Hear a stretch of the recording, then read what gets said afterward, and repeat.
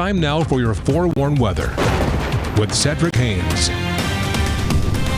All right, it was certainly a wet Monday across northern Utah. Many areas, especially across the northern Wasatch Front, picking up well over an inch of rainfall. Yeah, well over an inch of rainfall. But here in Salt Lake City, we didn't do too bad as well. In fact, we picked up about 0.7 of an inch of rainfall on your Monday. Now, what's great about that is that's the wettest day we've seen since all the way back mid-October, folks, where we had nearly 3/4 of an inch. And we came close to even beating that day. Man, that's pretty nice. We'll take it for sure. But look at some of these other numbers here across the northern Wasatch Front, because these are quite impressive. Almost 1.5 inches of rainfall in Centerville, Brigham City, about 1 4/10 inches there. Well over 1.25 inches in Kaysville. We had close to 1.25 inches from Logan down towards the Ogden area. Over 1 inch for us in the Bountiful Bench. East Mill Creek picking up close to 1 inch. We had just under 1 inch there at the University of Utah.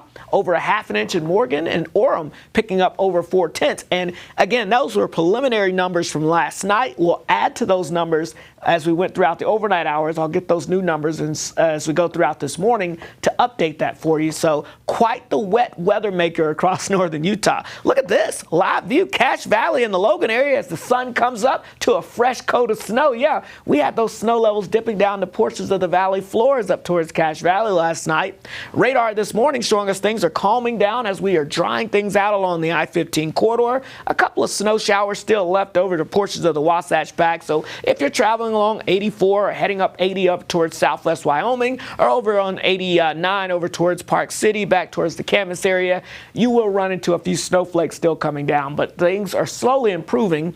Our main storm system is exiting the region for today. We're going to get this brief ridge of high pressure nudging in, providing us with some pretty nice weather conditions for this afternoon. And then again for us as we go throughout your Wednesday. I think Wednesday is your pick day of the week. Think about that. But here comes our next storm system. It will come in from the north and west. So this morning, our first low pressure moves out.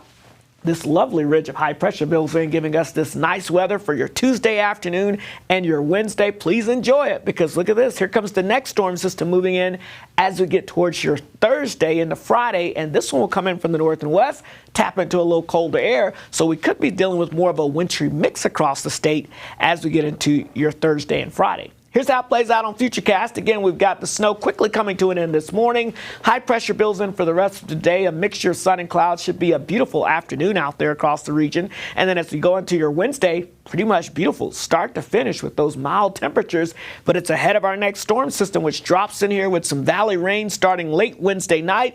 Into Thursday, we'll likely see that mixing with some snow down to the valley floors. May even change over completely to some snow. And if you're in the benches and higher up, you're definitely going to see more of that snow as we go throughout your Thursday. That could continue off and on Thursday evening into your Friday morning, believe it or not, before we finally see that storm system exiting the area by Friday afternoon, setting us up for a pretty nice weekend.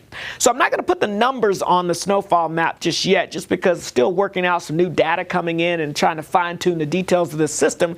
But here's what you can note. Notice the pink showing up for some of the mountains here from the western Uintas, some of our northern mountains, and down across the central mountains. That's an indication of potentially some significant snowfall totals. With that being said, I also want you to notice here along the I-15 corridor, there's not a ton showing up here, and that's because temperatures will likely be above freezing during the event. So I don't expect, if we do see that snow mixing down to the valley floors, I don't expect a ton of accumulation in the valleys, but above that, you will likely see some snow accumulation. So we'll keep an eye on that for you.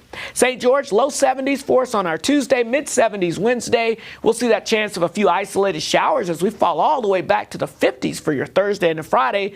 But don't worry, the 60s and 70s return for the weekend.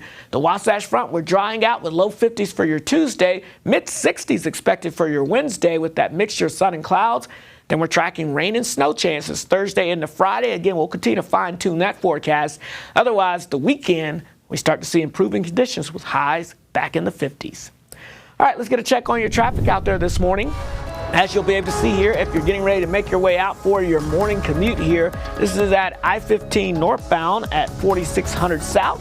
You can see traffic is flowing fine in the distance there. We're not tracking any major accidents our incidents to let you know about it as of yet this morning. Here's another view from I-15 southbound. If you're hopping on near Point of the Mountain, you can see we still have some damp road conditions out there. Watch out for that. Notice all the headlights on as well, so give yourself a little extra time as we get more congestion out there dealing with these wet roads this morning. But thankfully right now, no major accidents to alert you of. That's the latest on your traffic and weather. We'll send it back over to Matt and Alyssa.